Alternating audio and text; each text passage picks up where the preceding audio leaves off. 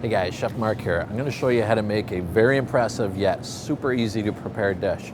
We're going to make lamb racks. I'm going to grab these guys here. It's our Australian lamb racks. We're very proud of them, have a very nice clean flavor. We're going to put a little crust on the outside of them. They're going to be great. We're going to build a flavor layer between our lamb and our crisp crust. So we're going to use this basil pesto sauce here. Imported straight from Italy. It's got classic flavors of basil, some pine nuts, some grana padano cheese, and it's going to offer a nice green color to it, which will look beautiful when we go to slice it. Last thing I need to grab is our Panko breadcrumbs. It's a Japanese breadcrumb which, when we apply it to the outside of the lamb, is going to offer us a crisp yet very light texture on the outside of it. Let's go put this thing together. All right, let's show you how to put this easy yet super impressive dish together. First, I have my lamb rack here. What I'm going to have you do is we have to start on a plate here. We're going to reserve that. But I'm going to season this with salt and pepper. I season it a little aggressively here. All right, a little salt, some cracked black pepper.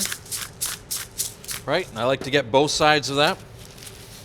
And this is just about all the prep that you're going to need to do to the outside. We're going to make a little crust first.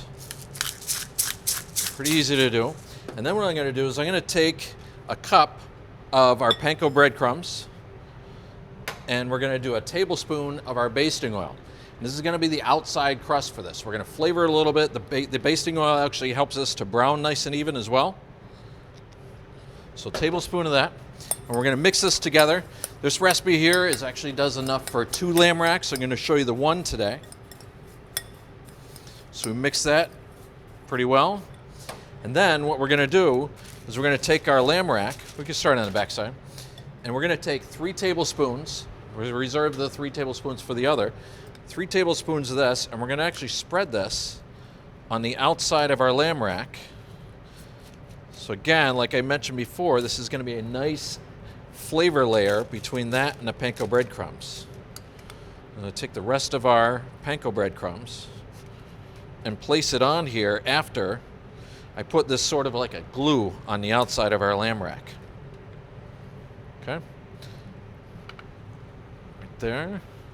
And then what I'm going to have you do, take that plate that you had before and place your panko breadcrumbs out evenly on there. Then simply take this up like this and place it and press that down inside, and what you're going to have is a nice even coating of that panko breadcrumb.